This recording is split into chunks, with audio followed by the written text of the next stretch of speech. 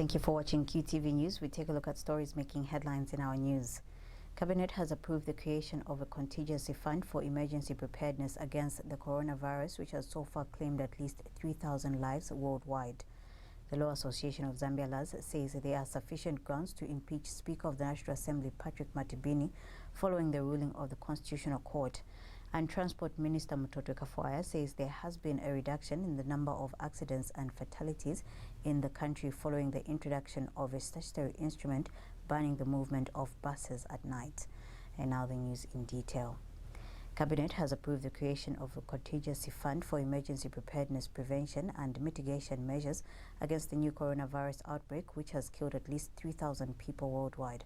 This follows an urgent cabinet meeting called by President Edgar Lungu, at which the global problem that has besieged the world was seriously discussed. In a statement, Chief Government Spokesperson Dora Silia has however stated that from the time the coronavirus outbreak was declared, Zambia has not recorded any case of the disease. Ms. Silia says the Ministry of Health, through the Zambia National Health Institute, has put in measures in terms of preparedness for mitigation of the coronavirus outbreak, such as training of multi-sectoral, multidisciplinary teams as rapid responders, training of healthcare workers in clinical case management, intensified disease surveillance at points of entry, including airports.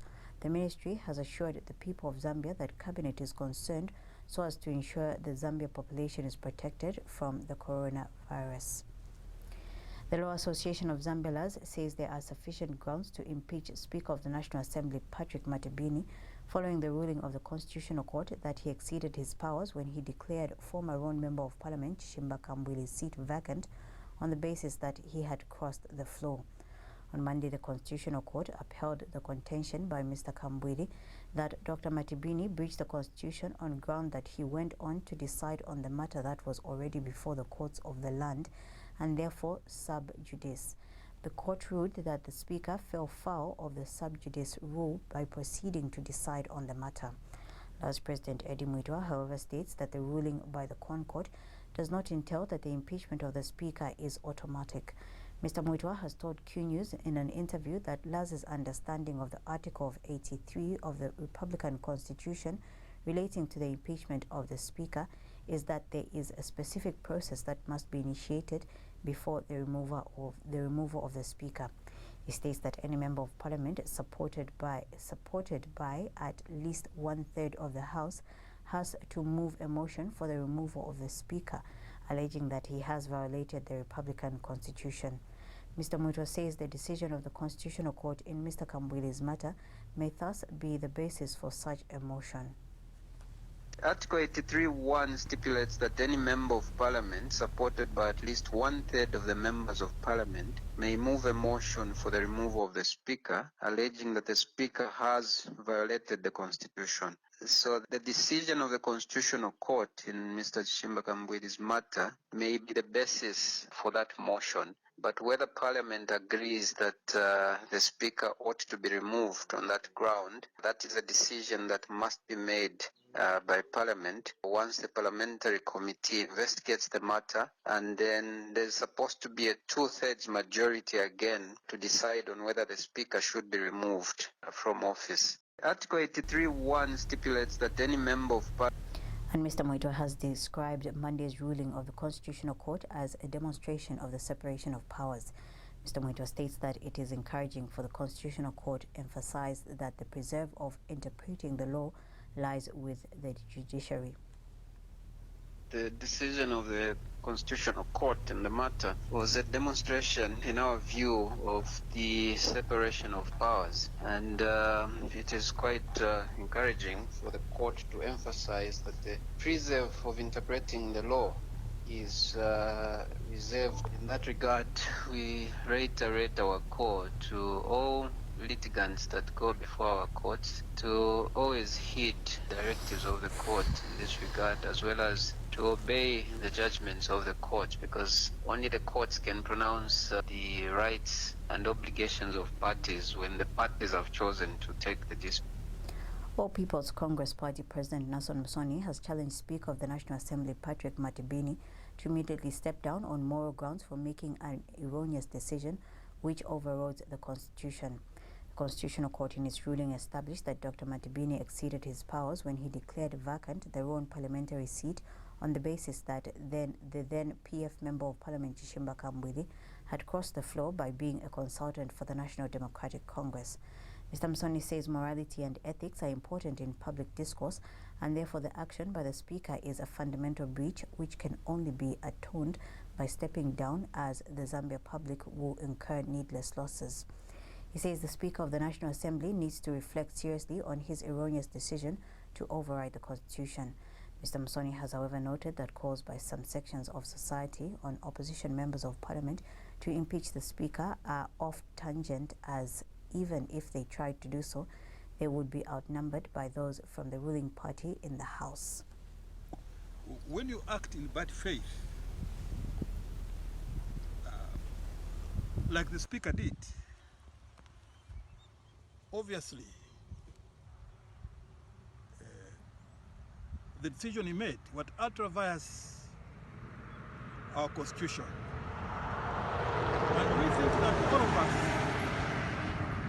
all of us should be accountable, should be held to account. Government will needlessly lose a lot of money to compensate the victim of a political witch hunt. We think that those who preside over institutions like Parliament should endeavor to make broader consultations to avoid a repeat of such a shameful state of affairs. We are crestfallen that our Speaker has been found wanting, and in a normal situation where morality speaks, the Speaker must take responsibility. The Speaker must take responsibility and do the decent thing and step down, as the Zambian public would have lost a lot of money because of such poor judgment. So we are asking that. And Patriots for Economic Progress PEP President Sean Tembo is disappointed that the Constitutional Court failed to award former Roan Member of Parliament Chishimba Kambwili damages for undue loss of privilege and rewards as a Member of Parliament, following its ruling that established that Speaker of the National Assembly Patrick Matibini exceeded his powers in declaring his seat vacant. And Mr. Tembo says the Constitutional Court should have imposed appropriate sanctions against Dr. Matibini for his actions in breach of the Constitution. Mr. Tembo says by failing to impose the necessary punishment on the Speaker, the Constitutional Court did not only reward him for his bad behavior, but it also reduced itself to an academic institution. However, we are disappointed that the court did not take any sanctions against the Speaker for his illegality for violating the Republican Constitution. And also the court seems to have failed to award any damages to the petitioner, because it is evident that by having his term as MP being curtailed, the petitioner suffered damages. So it's regrettable that the judgment of the court appears to be self-serving and only addressed that aspect of the case which had to do with the powers of the judiciary being trespassed upon by the Speaker of the National Assembly. And our view is that the court should make an effort to issue well-reasoned judgments. However, we are disappointed that the court did. Transport and Communications Minister Mtoto Kafwaya says the country has recorded a reduction in the number of accidents and fatalities since the statutory instrument banning the movement of public service vehicles at night came into effect in 2016. Mr. Kafwaya says it is safer to maintain the status quo until the records improve in the road sector. He has told Parliament that selected bus operators will be exempted from the night travel ban once the installation of 500 global positioning systems GPS devices on their buses is successfully implemented. Mr. Kafwaya explains that government has put in place safety measures which, if complied with, public service vehicles are exempted from the ban. And Mr. Kafwaya says government is aware that the ban on night travel has adversely affected the buses of the business of small-scale entrepreneurs, but however stressed that government's priority is the safety of the people. The minister was responding to a question from UPND Lufuvu Member of Parliament Gift Chialika, who wanted to know whether government has any plans to lift the ban on night travel by public service vehicles. And to say that we have done no analysis is misleading the nation, misleading the House of the nation. Because as I've been able to establish here, the ministry considered that there are more fatalities during the night than during the day. So that is not a consideration. I have been able to say I can establish the numbers of reduction of accidents in the night, causing our trend right now to demonstrate a positive trajectory. So clearly there is analysis. But economic analysis is not my mandate, Mr. Speaker. Economic analysis is sitting with my colleague in the Ministry of National Development, as well as the Ministry of Finance. So clearly where we are sitting in terms of safety, we have done our analysis, and we think that given the state of our safety intervention, national safety interventions, it is safer now to maintain the status quo until we improve our record. That's when we can consider. Government has warned members of the public against buying or facilitating for illegal trade in bushmeat, especially now that there is an outbreak of the coronavirus which has been linked to the illegal wildlife markets. In a speech read on his behalf by Ministry of Tourism Permanent Secretary Auxilia Ponga during the commemoration of the World Wildlife Day at the Lusaka National Park, Tourism and Arts Minister Ronald Chitotela has lamented that illegal wildlife trade in the country remains a source of great concern. Mr. Chitotela says he will not relent in effecting necessary measures to prevent the extinction of animal species due to poaching, which not long ago led to the extinction of rhinos in the country. Here's a report. Zambia's tourism industry is mainly anchored on wildlife and other natural resources, which create 6% of employment and contributes about 10% of the country's GDP. Today, Zambia joined the rest of the world in commemorating the World Wildlife Day, which falls every 3rd March, and this year's theme was Sustaining All Life on Earth. The commemorations, which were held at the Lusaka National Park, were attended by officials from the Department of National Parks and Wildlife, heads of government departments and cooperating partners, among others. The main message was anchored around the need to enhance wildlife conservation, and Tourism and Arts Minister Ronald Chitotela was represented by Ministry Permanent Secretary. Illegal wildlife trade in the country remains a source of great concern. Let me take advantage of this platform to warn members of the public to desist from buying or facilitating illegal trade in bushmeat. Allow me to state that most deadly diseases such as Ebola, SARS, anthrax, and there's even some talk of the current coronavirus that have ravaged communities in over 40 countries being linked to the illegal wildlife market as their source.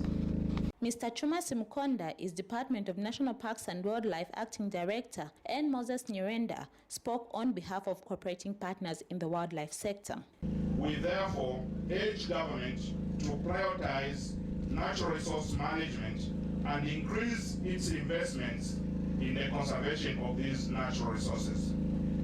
Ladies and gentlemen, this government investment or public investments can be done through increased national budgetary allocations to the mandated departments, and also allowing some of the departments to retain some of the funds, because conservation is a moving target and we need to respond quickly to certain threats.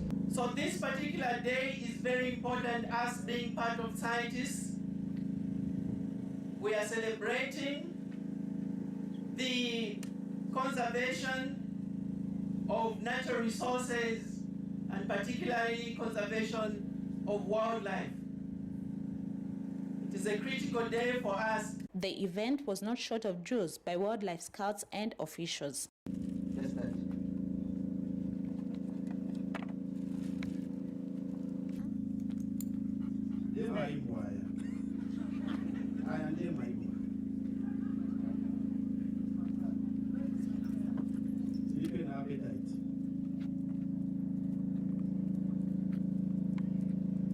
checks again. It's suspecting something there.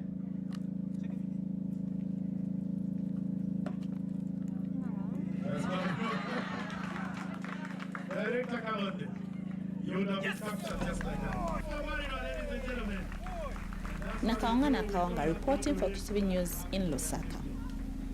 Commuters' Rights Association of Zambia President Aaron Kamuti has advised the traveling public to take extra precautionary measures in view of the fast-spreading coronavirus, which has also affected some African countries. Mr. Kamuti says the association intends to start sensitizing the traveling public on preventative measures to take against the coronavirus. He says the association will work with the Ministry of Health in sensitizing the public in all major bus stations and markets nationwide on how to avoid contracting the virus. Mr. Kamuti states that it is important for his association to position itself in sensitizing the nation, especially the commuters, on the dangers of the virus. So we want to position ourselves that we try to work with the Ministry of Health in sensitizing the nation, especially the traveling public, the commuters, how to avoid getting this virus and other non-communicable diseases. So we want to see to it that we start sensitizing the traveling public in all major bus stations countrywide and also in markets, so that we take a position of making sure that this disease doesn't reach anyone who is traveling. And you know, traveling, you may not know if someone has even come from abroad, outside the country, and they find themselves on a local bus or maybe a long-distance bus.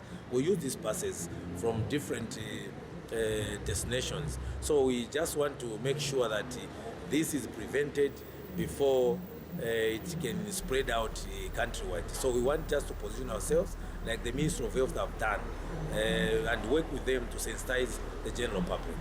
Green Party President Peter Sinkamba has expressed fear that Zambia is likely to default on the 750 million United States Eurobond, which is due in 2022, in view of the recent statement by Vice President Inonge Wina that public resources have been diverted to emergencies. Mr. Sinkamba questioned the decision by government to divert public resources earmarked for certain projects to respond to disasters such as floods. He has told QTV News in a telephone interview that this will have a negative impact on the economy. Mr. Sinkamba has since urged government to come up with new revenue streams to address some of the economic challenges facing the country. The Independent Churches of Zambia, ICOZ, expects President Edgar Lungu to focus on the most pressing matters in the country as he makes his State of the Nation address this Friday. ICOZ Board Chairman Bishop David Masupa says the bishop expects the president to address issues of hostility between political parties. Bishop Masupa says the church wants to see politicians speak good of each other, hence the need for the president to calm the political tension. He says the president must also address the issue of political violence ahead of the next year's general elections. Bishop Masupa adds that the church further expects the president to address the issue of energy deficit the country is facing. He further calls on the president to address the high cost of living. Then the country has experienced inflationary rates which has gone high, and commodities, essential commodities, have become very expensive. When are the people going to buy cheap mini meal? When are the people going to buy sugar, which is cheap, cooking oil, which is cheap, soap, which is cheap? So we would have even loved, much as we are in a liberalized type of economy, but sometimes in advanced nations where they see that the economy probably is not performing well in terms of GDP, they would even put a halt in price increases of essential goods. Then the country has experienced. Speaker of the National Assembly Patrick Matibini has admonished Kabombo Member of Parliament Lufuma for breaching the rules of the House. This is after Minister of Tourism and Arts Rona Chitotela raised a point of order against Mr. Lufuma for allegedly misleading the House and the nation regarding the construction of the Solwezi-Chingola Road. Mr. Lufuma, however, later acknowledged that the information he received on the financing of the Solwezi-Chingola Road as pertaining to the contribution of 80 million United States dollars was not verified. And in rendering his ruling, Dr. Matibini cautioned members of Parliament to ensure the information they provide to the House is factual and verifiable. The Speaker said he was exercising leniency because Mr. Lufuma readily acknowledged and admitted the breach and rendered an apology to the House. I would like to take this opportunity to remind honorable members of their duty to ensure that the information they provide to the House is not only factual, but also verifiable and substantiated. However, noted with concern that of late, honorable members tend to make unverified and unsubstantiated statements. This is most unfortunate, granted that the debates in the House are followed not only countrywide, but also worldwide, through the radio, television, and indeed on the internet. It is therefore cardinal that honorable members should verify information submitted to the House in order to avoid misleading the House and the public at large. Lusaka Mayor Miles Sampa has given a 7-day ultimatum to Victory Bible Church in Woodlands to adjust the church boundary wall fence, which has blocked the clear view of a road sign. Mr. Sampa issued the ultimatum when he led the chairperson of the Engineering Services Committee, Councillor Annie Chinyanta, and a team of council officers from the Departments of City Planning and Engineering Services on an inspection tour of the area. This follows complaints from motorists that the church has blocked the road sign inside the newly constructed wall fence, thereby misleading them. Mr. Sampa explained that according to standard, a fence should be built not less than 10 meters from the end of the road in residential areas, adding that the 10 meters rule was put in place to leave room for other services lines such as drainages. He says failure to adhere to this rule makes the council's work difficult. The big concern is the wall fence has been built from the road ends here, and 1.5 meters is the wall fence. And that's why we can tell that this was done as an afterthought, because the poster of the city council showing the speed limit is inside the wall. Now the standard guideline from the council is 10 meters from the end of the road in residential areas. 10 meters, that's where you put the wall. In other highways like on Greatest Road, it's actually supposed to be 50 meters because the road can expand anytime. Now here we put 10 meters deliberate so that you leave room for drainage or any other council works that may come. You don't know, maybe we have pipes for electricity under here, pipes for anything else. So the church here is contravening, and we hereby asking the management of the church, giving them 7 days to adjust the wall fence back 7 meters inside. I know other residents have, that other church there, they haven't even put the wall fence, so maybe they can take heed. I know other individuals or households have broken this law where the wall fence is closer to the road, but we're relying and asking the church to work with us by leading by example so that the residents can oblige.